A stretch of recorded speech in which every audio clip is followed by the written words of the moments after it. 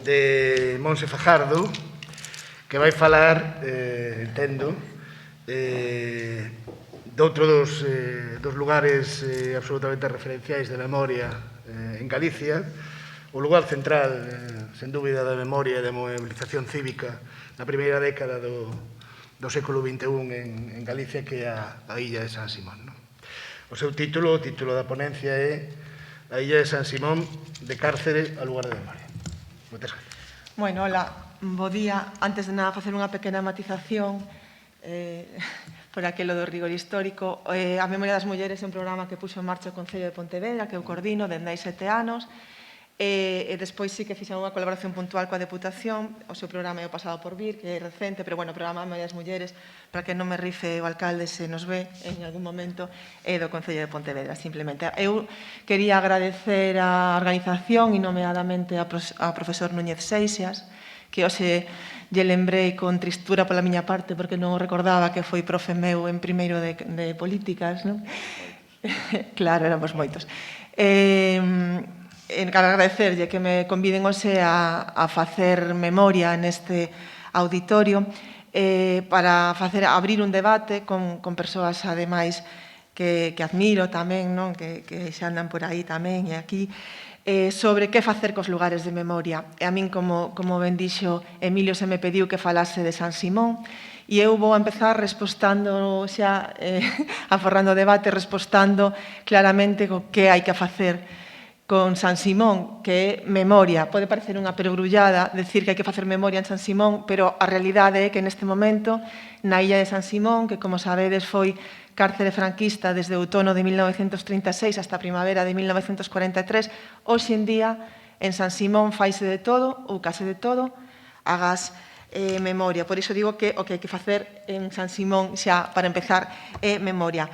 É o único acto que se fai de memoria en San Simón, que se fai cada ano, que se organiza anualmente en San Simón, está organizado polos colectivos, polo movimento memorialístico, polos familiares das víctimas, polas familias das víctimas, organizado pola Iniciativa Galega pola Memoria, que agrupa a colectivos de distintas partes de Galiza, que tamén está a Asociación Suárez Picallo, que, por certo, este ano é domingo, porque sempre coincide co domingo máis preto ao 18 de xulio. A administración encargada de xestionar as actividades en San Simón non fai ningún tipo de actividade de memoria en San Simón.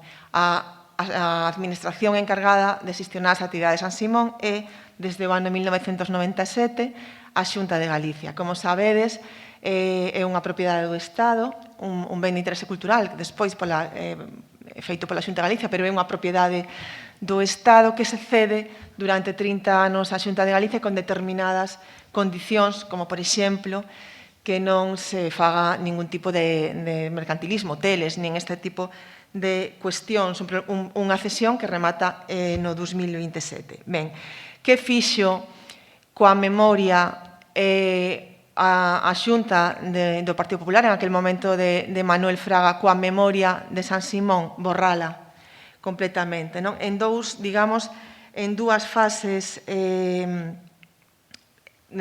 distintas. A primeira fase, a fase que, que sería a do goberno de Manuel Fraga, se produce unha remodelación da illa de San Simón que, desde o punto de vista do movimento memorialístico, é moi pouco respectuosa co pasado de cárcere franquista da illa de San Simón. É unha remodelación do arquitecto César Portela moi bonita. San Simón, calquera persoa que vaya, dase conta de que é unha illa preciosa, pero nós creemos que esa remodelación bonita non foi adecuada para recordar o que ali pasara, o pasado do cárcere franquista. E é moi distinta a que se realiza en outros lugares, en Auschwitz, por exemplo, onde non só se musealiza os lugares que foran lugares de tortura, campos de concentración, sino que ademais se contextualiza e se explica o que ali pasou, como ben decía o profesor Núñez Seixas antes, se un lugar de memoria non é contextualizado, se un lugar de memoria non é explicado, pois acaba perdendo toda a súa significación. E aquí o que pasou en San Simón foi precisamente eso, que meteron sobre a historia do cárcere franquista unha capa de pintura azul celeste que está preciosa, pero que desvirtúa o que ali pasou. sei que non se pode comparar, diredes, bueno, non se pode comparar Auschwitz, que tivo cámaras de gas, que foi un campo de concentración, con San Simón. Pero o certo é que San Simón foi un cárcere durísimo, no que estaban hacinados en condicións de hacinamento, de amoreados, con fame, con torturas psicolóxicas, con enfermidade, cerca de 6.000 presos. 6.000 presos é un pouco as cuantías, digamos, de presos que están registradas, non? Que, en validados que se fixeron, que creemos que é pequena, porque creemos que hubo máis que se foron perdendo papéis polo camiño, polas condicións tamén en que logo se arquivaron esas documentacións da illa. Morreron de enfermidade, está documentado, máis de 500 presos, non? Sobre todo, os vellos que se chamaban, que os presos galegos se chamaban os vellos San Simón, que eran presos traídos, sobre todo cando caía a Frente Norte, traídos de outras partes do Estado, nomeadamente o País Vasco, de Euskadi e de Cataluña. Sin contar iso, 500 mortos de fame, de enfermidade, sen contar os paseos, mal chamados paseos, é dicir, sen contar as sacas de presos que nunca aparecen, e sen contar tamén que San Simón foi, digamos, a capilla, estiveron en Capela, foi o último sitio onde residiron moitísimos loitadores republicanos como o alcalde galeguista de Bueu, por exemplo, Xoán Carballeira. E contan outros presos, Evaristo Mosquera, por exemplo, no seu libro 4 anos a bordo dunha illa, contan que cando o sacaron de San Simón a Xoán Carballeira para executar a súa pena de morte, que hubo un militante socialista de Cangas, Ángel Fernández del Río, que lle dixo: tes que levar a esperanza de que che conmuten a pena. E el contestoulle: o que teño que levar é valor para morrer. Entendemos que esa memoria de todas as persoas que pasaron esa tortura psicolóxica de non saber se esa noite a raposa, que era como lle chamaban a lancha, que moitas noites ía a coller os presos, que logo nunca volvían nin a illa nin a casa, pois entendemos que se debería de saber desde o momento en que sacas un pé fora da lancha, pos un pé na illa de San Simón, ti deberías saber que estás entrando nun lugar que foi cárcere franquista durante 7 anos. Sin embargo, nesa remodelación da época de Fraga borrouse todo o que cheiraba a cárcere, e en cambio se fixo en memoria de outras cuestións relacionadas co pasado menos recente de San Simón, pois desde os piratas ata Julio Verne, o Nautilus, e atas hai, como sabedes, un cruceiro que lembra o accidente do Monchita, que foi ese accidente que nos anos 50 hai unha barca, estaban celebrándose unha colonia veraniega de axentes de gardas franquistas, morren 43 e hai un cruceiro que lembra aí pois as víctimas deste bando franquista. As víctimas do bando franquista sempre teñen cruces que as lembran. A cruz das víctimas da democracia é a desmemoria, é o total esquecemento. Esa é a cruz das víctimas da democracia. De feito, nesa reforma que realizan na época de Fraga, quítase unha placa que pouco despois da transición, despois do 75, puxeran o colectivo republicano en memoria das persoas de Redondela que estiveran ali. Esa placa quítase nesa remodelación, aparece rota, pero un garda que tiña certa sensibilidade coa historia da illa recolla nunha capela, e cando hai un cambio de goberno na Xunta de Galicia, no 2005, esa placa reponse e agora está na illa. Pero se ti chegas a San Simón e non tes nin idea do que foi ali, chegas de outro sitio e non coñeces o que foi a historia da illa, podes perfectísimamente facer unha visita, percorrer toda a illa, tirarte un par de horas na illa e podes sair sen saber, sin saber o que pasa na illa. E se vas sabendo o que pasou na illa, que foi cárcere franquista, e vas xa pescudando os vestixios do que foi, como nun deses xogos de multiaventura que si se organizan periódicamente en San Simón, onde tens que buscar tesouros e cosas así, si vas buscando moito os vestixios do cárcere franquista, pois tes que, digamos, esforzarte moito. Podes atopar no que é a illa de San Simón, podes atopar algunha porta que pon, aquí era o baño dos presos, unha cousa, pero tes que buscar moito, e se queres xa buscar máis tes que cruzar a ponte que une San Simón con San Antón. Como sabedes, na ría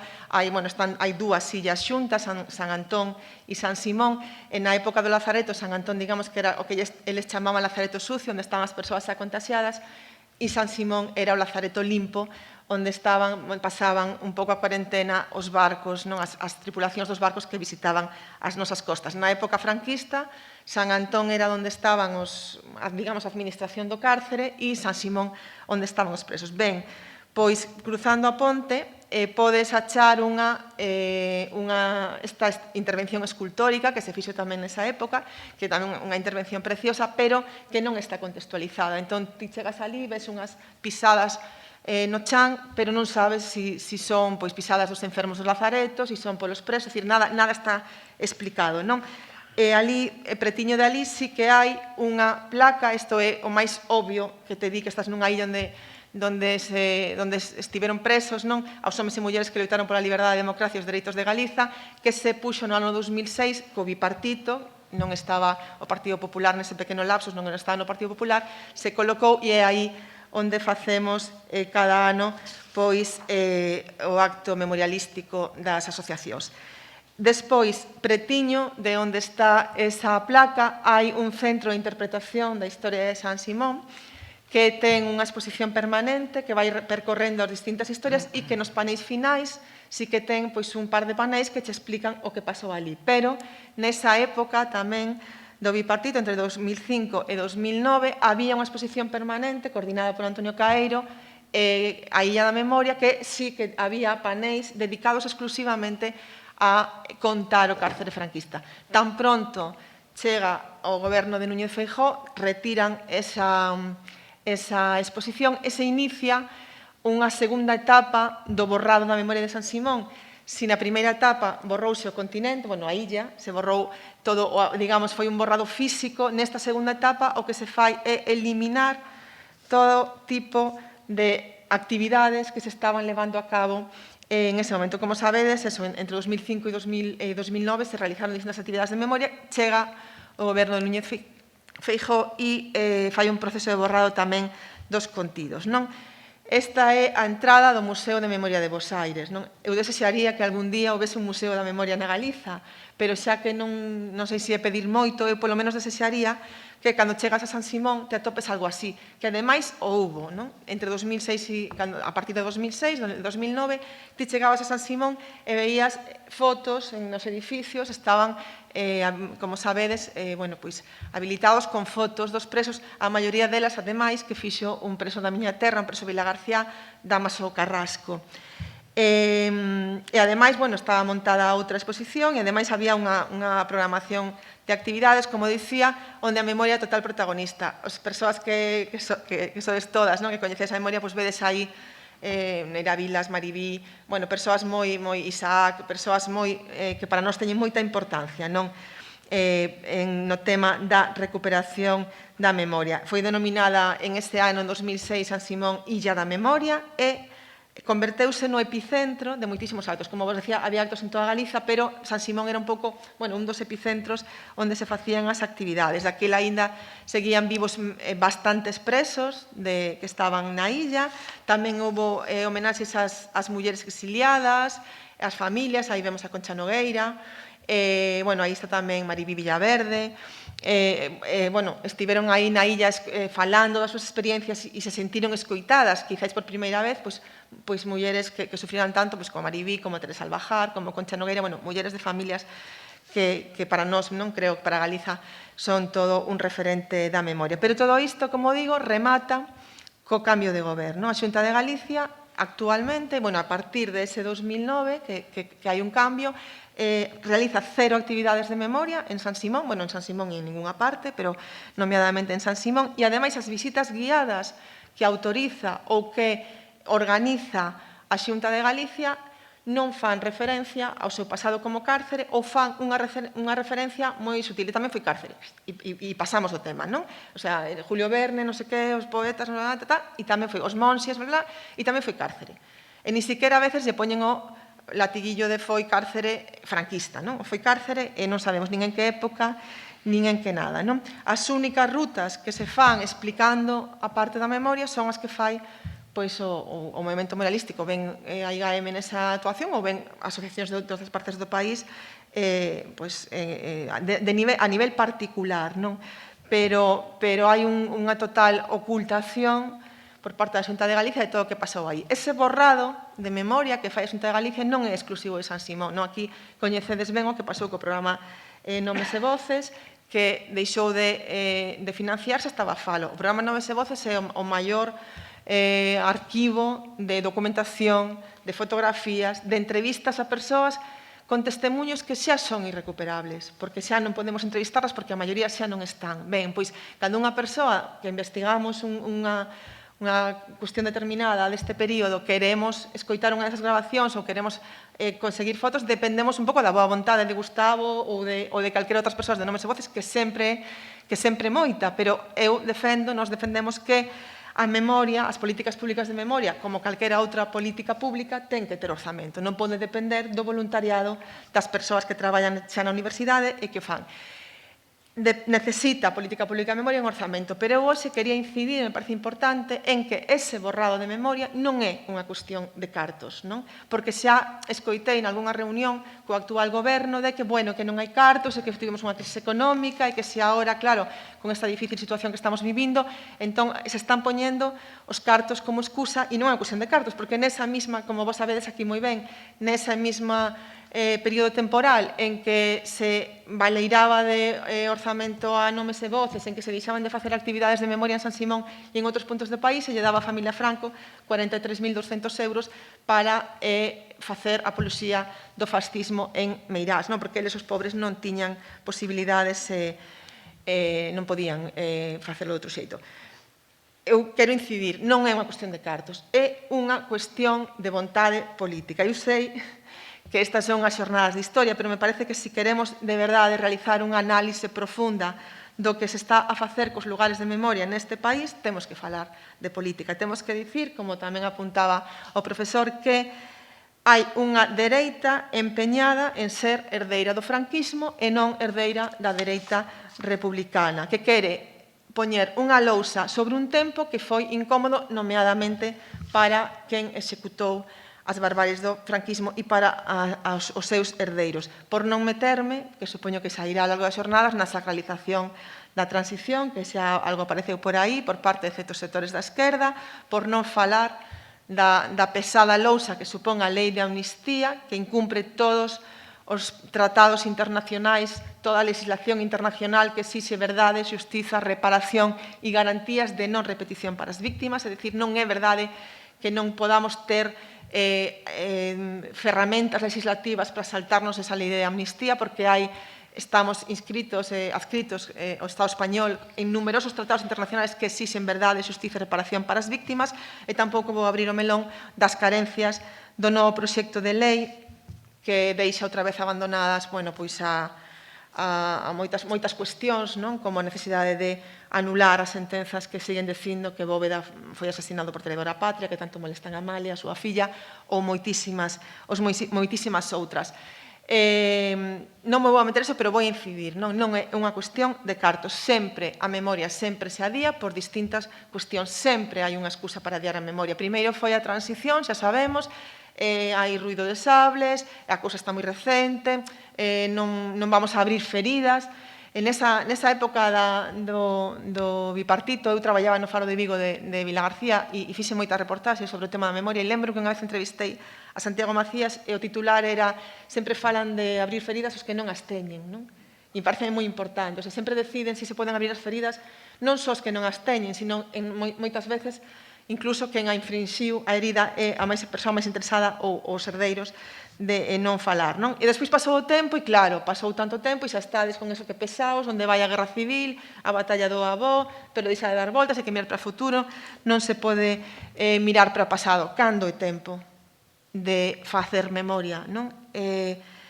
Deixaron que fora morrendo xente como Isaac, a xente que non puideron calar, deixaron a ir morrendo e igual creen que agora imos a facer vamos a deixalo atrás, seguimos a esquecer, pero eu sempre digo, cando fago algunha charla ou así en un instituto, sempre digo que a xeración das víctimas directas escalaron co terror, cos corpos nas gabias. A xeración das fillas, dos fillos, era co pacto de silencio, non? Miña avoa contaba, pero lle dicía a miña nai, desto fora non se fala, pero estou convencida de que a xeración neta, a nosa, a xeración bisneta, o que quere é facer memoria. E tamén, como apuntaba o ponente anterior, eu creo que máis que nunca é necesario facer memoria neste momento en que hai un repunte de ideas de ultradereita. Eu creo que hai que explicar o que significou o fascismo, o franquismo, primeiro, contra o rearme de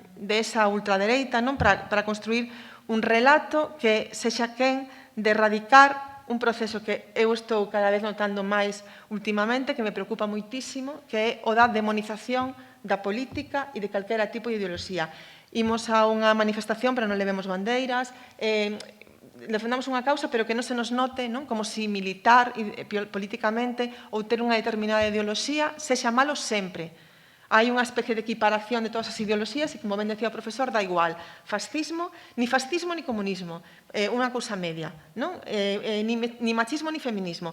Temos que sempre estar no medio. A mí me parece tan perigoso como o rearme do fascismo a certas equidistancias e certa utilización de palabras como tolerancia, concordia, diálogo, para deixar sempre o termo medio entre o que está ben e o que está mal. Non? Eu creo que hai que poñerse no lado do que está ben e non buscar un término medio entre o ben e o mal. Entón, eu creo que nesa loita que temos que dar contra o fascismo e contra determinadas equidistancias, non estamos, o enemigo que temos que bater non é só o silencio, senón, enumeradamente, é un relato construído durante a ditadura e que non fomos quen aínda de desfacer de todo. Ese relato de dous bandos que pelexaban porque pensaban distinto e, polo tanto, os dous bandos, como ben decías tamén, son igual de responsables da guerra civil.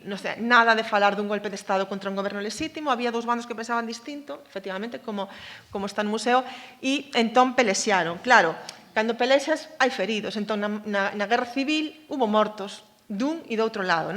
Ese discurso escoitámoslo mesmo en Galiza, onde non houbo unha batallas, onde non houve unha guerra civil como tal. Escoitamos, nada, son mortos da guerra, nada de paseos, nada de falar de que a alcaldesa de Vigo acolleron con 20 anos, a asasinaron, a violaron e a tiraron á ría de Vigo, nada de falar de paseos, nada de falar de parodias de xuizos que eran os consellos de guerra, sen ningún tipo de garantía legal onde moitas das sentenzas xa estaban de antemán decididas, de eso non se fala. E claro, como pelexaron, pois algúns foron castigados, non? Entón, en San Simón, os que estaban en San Simón, algo farían, non? Se meteron en política, que era algo malísimo. Entón, creo que temos que dar a loita contra ese discurso. E, ademais, tamén creo que temos que dar a loita contra unha correcta utilización da linguaxe. Por exemplo, nada de chamarlle a San Simón colonia penitenciaria, que é moito, non? Porque San Simón non a recendía, San Simón cheiraba a medo, a terror, a torturas e a morte. Entón, eu creo que os lugares de memoria teñen que servirnos para enfrontar dous modelos de sociedade. A sociedade que querían construir as persoas que foron retidas en San Simón, a sociedade que se estaba empezando a construir no primeiro terzo do século XX, esa loita contra o caciquismo, ese avance cara á modernidade, e a sociedade que se implantou despois do golpe de Estado. E eu creo que para enfrentar esos dous modelos, para explicar esas dúas cuestións, son imprescindibles lugares de memoria como Meirás e como San Simón. Eu creo que Meirás e San Simón son como dúas caras da mesma moneda. Meirás, como ben saben Lito e Carlos, sirve para explicar os victimarios, para saber ata onde pudo chegar a dictadura, o nivel de corrupción, de extorsión que hubo nese período, e tamén, me parece moi importante, para explicar a corrupción e a impunidade que se mantivo a posteriori. É importante, cando facemos memoria, por suposto, non quedarnos no 39, por suposto, non quedarnos no 45 na guerrilla, chegar ata os mortos da transición, ata a loita da transición, pero tamén é moi importante ir máis alá do ano 75. E, cando facemos memoria, temos que facer tamén memoria da propia loita por ela, non? Facer memoria dese día que Manolo Monge ia con unha pancarta soliño aí a Meirás a decir estes están tolos, estes 4, con outros 3, recuperemos o pazo para o povo, non? Estes están tolos, o pazo si é do caudillo que foi un regalo, foi un agasallo. Ben, ese discurso hubo que desmontalo. Entón, hai que facer memoria tamén da loita e contar que fixo cada quen, non? E desmontar o que dicía antes un pouco, ese mito tamén de, bueno, transición, conciliación, que ven e que hai Carrillo que se deu a man con, non, cando chegou Carrillo se deu a man con Fraga e nós, en cambio, estamos aquí a pelexar. Bueno, quitar un pouco a utilización de certos termos para xustificar cousas que eu entendo non vou a cuestionar, non? Ni siquiera vou a cuestionar o que se fixo no ano 75 anos seguintes, pero creo que a transición non é a Biblia e que entón podemos facer unha lectura crítica pasado xa as décadas que pasaron, non? E San Simón sirve para contar esa parte tamén que conta Meirás do terror que supuxo a dictadura, do que foi capaz de facer pois cos presos da illa e tamén cos presos do Upomendi, que, como sabedes, é un buque que se coloca en Fondea, non saía, en frente da illa no ano 38, e onde tamén houve moitísimos presos, chegaron a haber case 1000 presos no Upomendi, que era un barco con unhas bodegas, e ademais non só era un barco que acollía aos presos, aos gudaris vascos, aos presos que ian caendo soldados da fronte norte, sino que tamén era utilizado como fórmula de castigo para os presos díscolos de San Simón. San Simón, ao fin e a cabo, pois ao lado do Upomendi, pois tiñas algo de sol, o Upomendi estaba nas bodegas, entón era unha fórmula tamén de castigo. Como dicía, é necesario desmitificar, a pesar disto, o tema de que, bueno, San Simón era un cárcere, pero a menudo cárcere, porque claro, nós imos ali o 18 de xullo, fai un sol, paseamos, dimos, jolín, que mes estaba aquí, pero non estamos amoreados, non? A veces Matías, que fai de guía, en algún instituto nesa época lles mandaba tirarse no chan a 50 nun 2 metros cuadrados, e decía, así estaban dormindo en San Simón, non?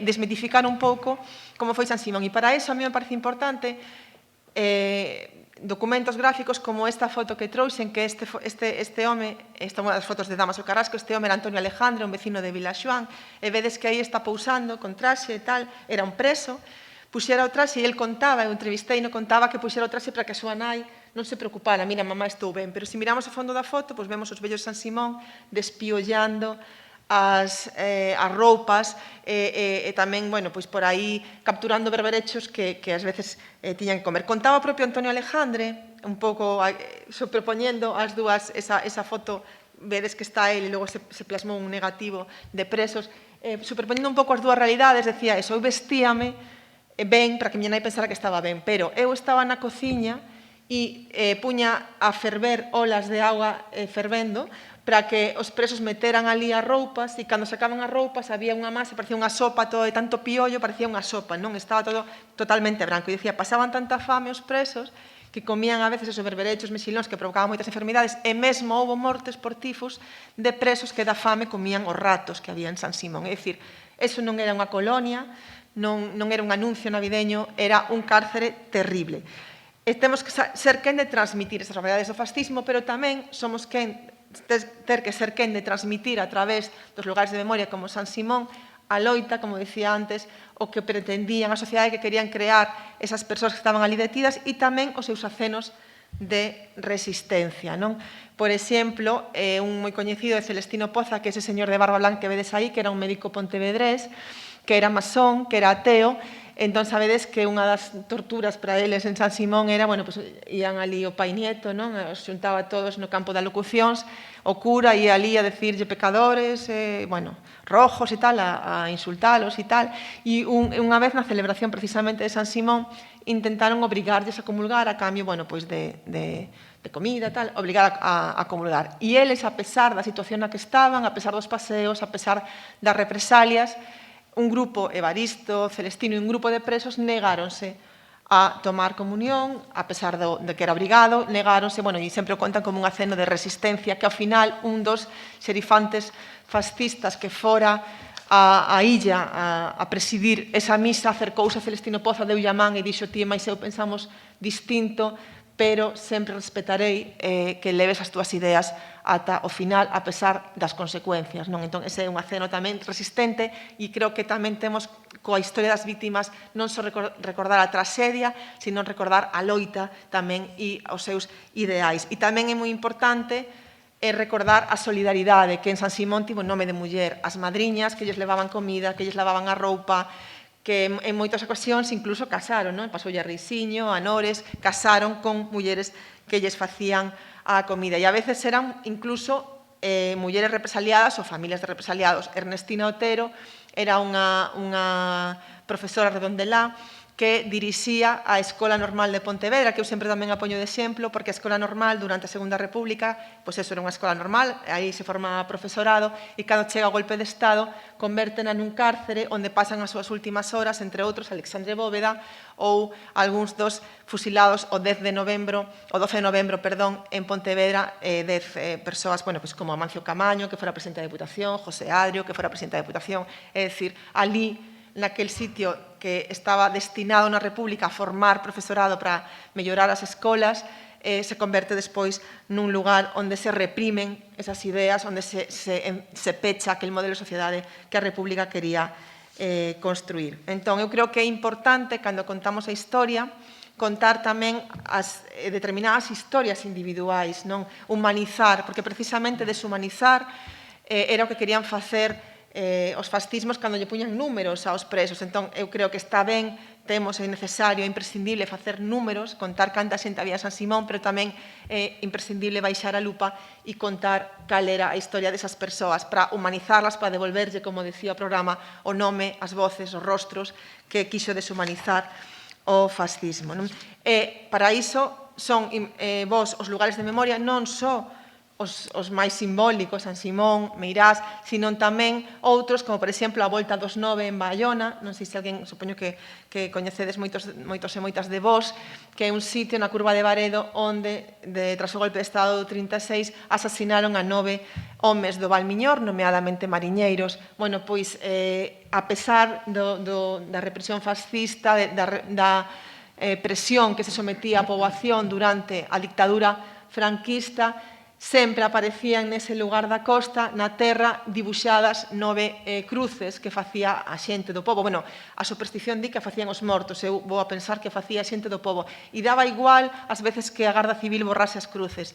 Daba igual e mesmo puxeron gardas na zona para pillar. Nunca pillaron a ninguén, e sempre, ata a democracia, se seguiron pintando as 9 cruces. Agora xa hai un monumento que puxo o Instituto de Estudos Milloráns, que tamén outro referente, creo eu, no estudo da memoria do país, pero durante moitos anos era xente a que poñía as cruces con un pau. O pobo marcou os seus propios lugares de memoria, pero é imprescindible tamén que o fagan as administracións. Por exemplo, o que incidía antes, non se pode permitir esa equiparación entre fascismo e democracia, non se pode permitir que os rueiros sigan tendo recollidos nomes de persoas que simbolizan o réximen franquista. Hai pouco, en Pontevedra, como sabedes algúns, se cambiou unha rúa que se chamaba como herdeiro do dictador, como corrupto Juan Carlos I, e a corporación decidiu, por suposto,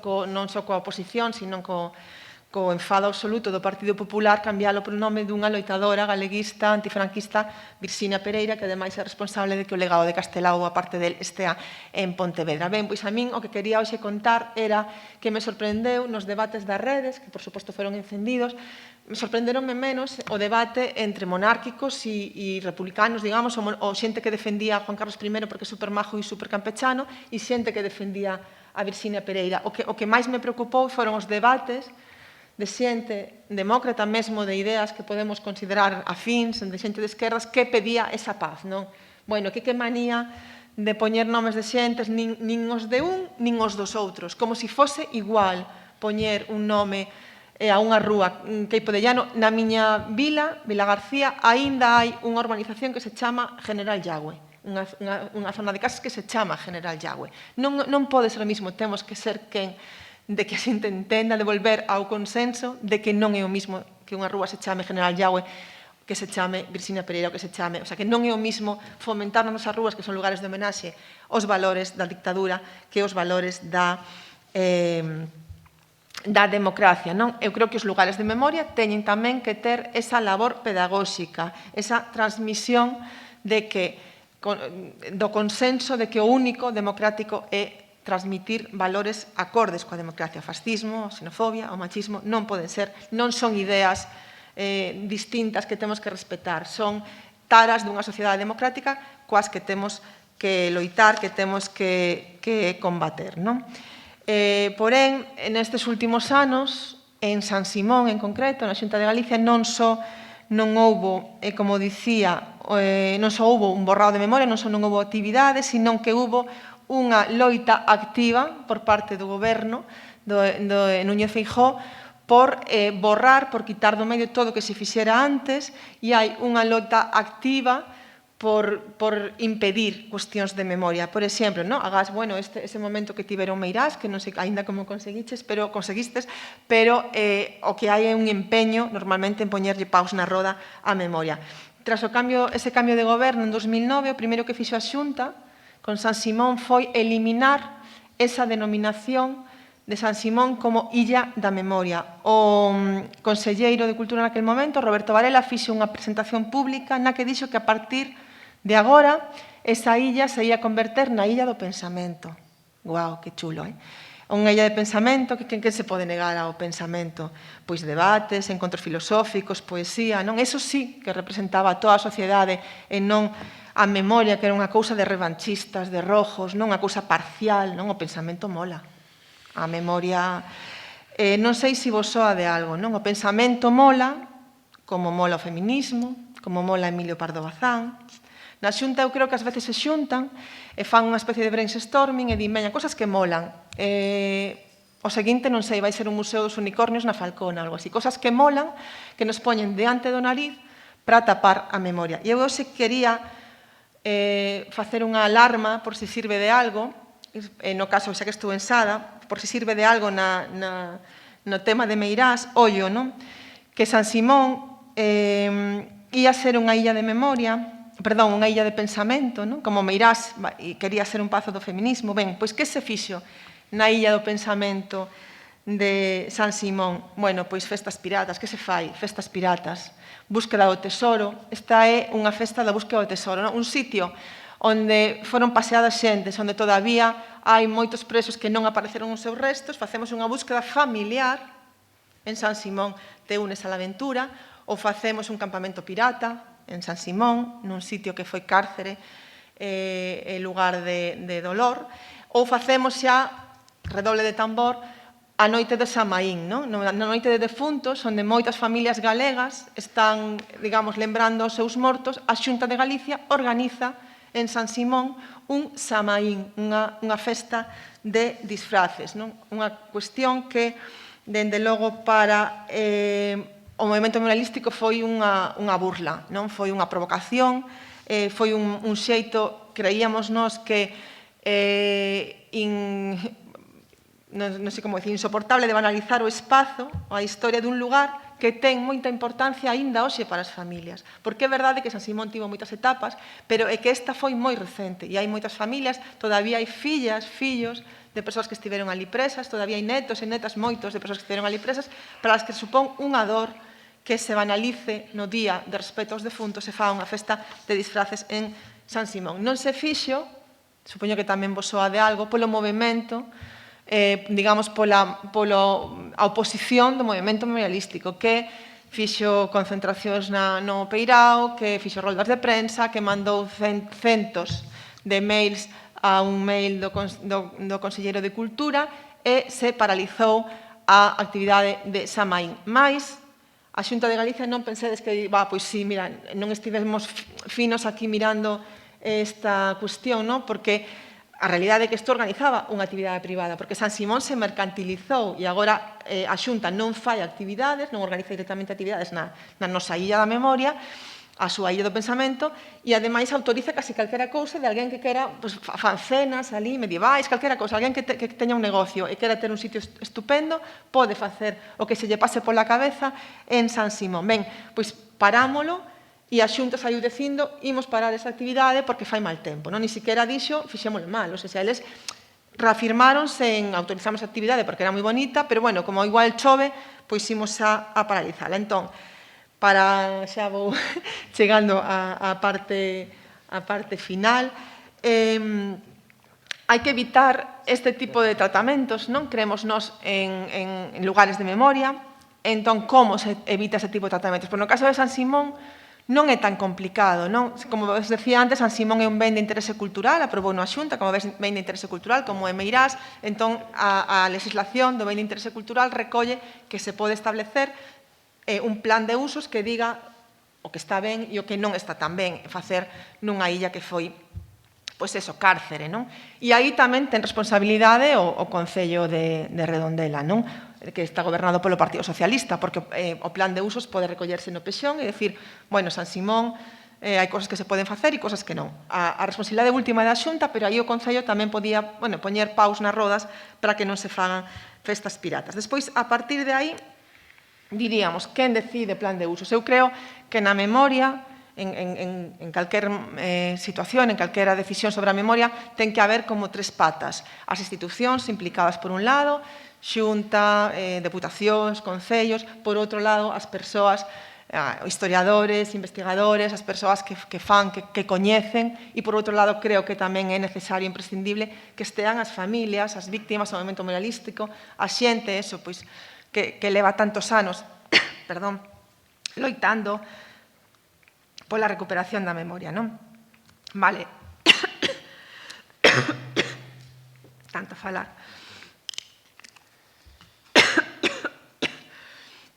Ben, o seguinte debate, que facemos, non? Con esa memoria. Que tipo de memoria facemos? E aí teño que recoñecer que hai debate en San Simón, non? Temos debate dentro do movimento memorialístico. Debería limitarse San Simón a acoller só actividades de memoria ou debería recoller outras actividades, non? Bueno, pois hai xente que pensa que San Simón debería dedicarse exclusivamente a actividades que teñan un tipo de relación coa memoria, pois un concerto de homenaxe ás víctimas ou o que sexa relacionado coa memoria, e outras persoas que pensan que se San Simón estivese debidamente, con unha sinaléctica de vida, debidamente explicado, se ti, como decía antes, puxeras un pen San Simón e tiveras uns paneis que te explicaron o que pasou ali, que se poderían facer outras actividades e que mesmo eso sería bo para espallar a memoria, porque a mellor un rapaz non vai a un acto noso de memoria, pero si vai a un concerto que lle interesa, entón chega ali e ve aqueles paneis e, bueno, sabe polo menos, se vive enfrente, que hai moita xente que vive preto e non sabe o que foi San Simón, bueno, pois debería de, polo menos, servirlle para saber o que pasou aí. Como debe facerse esta memoria?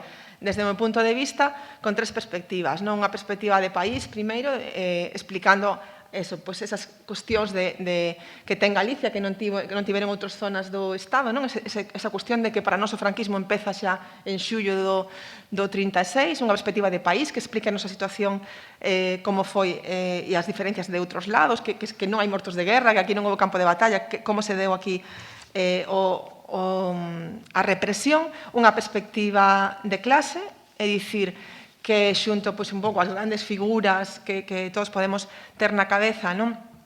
Dos próceres, digamos, que foron perseguidos, que tamén se fa unha, aí Dionisio ten todo, non, o liderado, que se faga tamén recuperación do movimento obreiro, recuperación de xente que a mellor non está tan recoñecida ou non se sabe quen son, pero que tamén fixeron unha loita moi importante. E, por suposto, se estou eu, xa o avanzou Emilio, eu creo que ten que facerse unha clara perspectiva de xénero. Todos os lugares de memoria, mesmo Meirás, mesmo San Simón, que foi un cárcere de homes, todos os lugares de memoria se pode facer perspectiva de xénero. En San Simón, bueno, primeiro, porque non temos moi claro todavía, eu teño as miñas dúbidas, eu sempre son de dubidar moito, de se non houbo en algún momento algunha muller que pasase por San Simón, aínda que fose unha detención gubernativa e como paso previo a outro cárcere. Porque eu recordo que a primeira vez que entrevistei a filla desta muller chamase Rosalía Génova, mataron ao seu home, José Domingo González Boullosa, e a ela meteron na presa, e a súa filla Rosalía díxome: non, miña nena estivo en San Simón, imposible, só había homes. Que estivo en San Simón, que foi unha vela aí? Eu pensei, nada, esta foi coa súa nai a ver a outro a San Simón e fixose lío porque era pequena, a memoria oral xa sabemos que tratala con cuidado, pero que se repetiron unha e outra vez. E hai algúns investigadores, como Celso Millero, que recollen fulanita de tal presa en San Simón. Entón eu, polo menos, teño dúbidas de que non, sei que nos papéis non sae, pero que, bueno, que en esta documentación perdida ou que en algún momento non fose, polo menos, tránsito. Pero, aínda así, hai mulleres relacionadas con San Simón.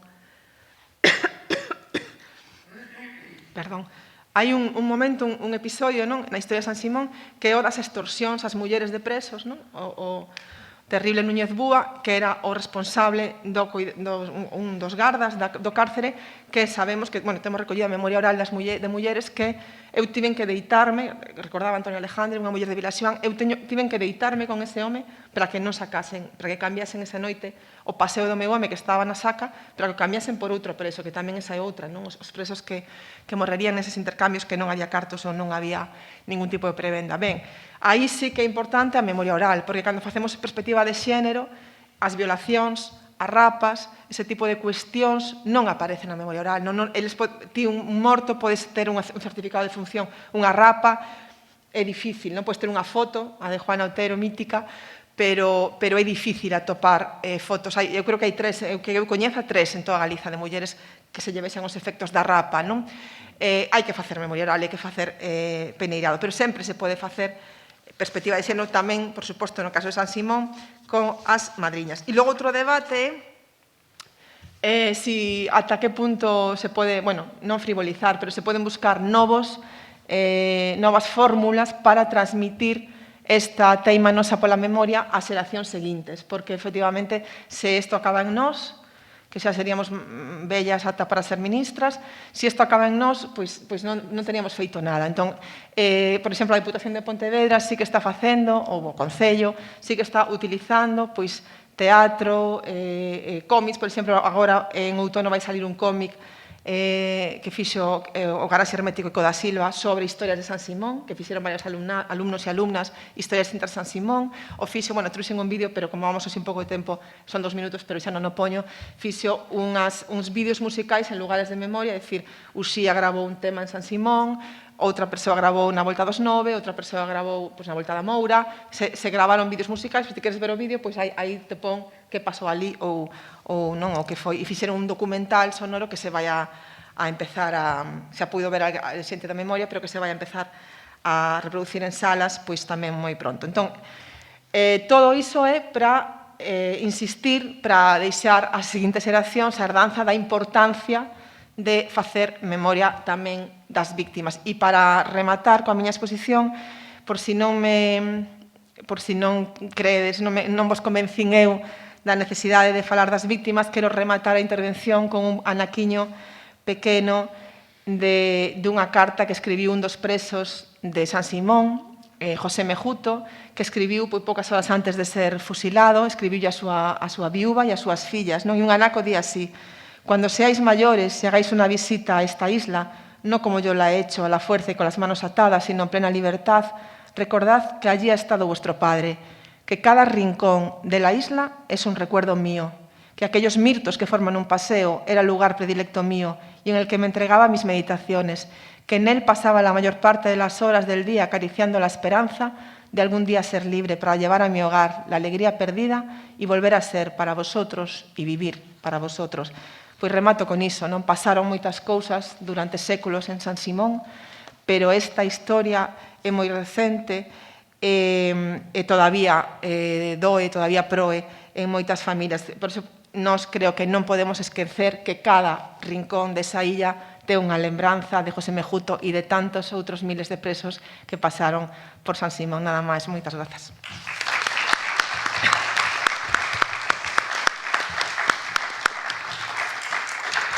Bueno, moitas grazas a Monse pola súa ponencia, unha ponencia que creo que nos mete totalmente de cheo no fondo desta xornada, que é a ponte entre historia e memoria. Creo que historia, memoria, política, futuro, pasado e futuro.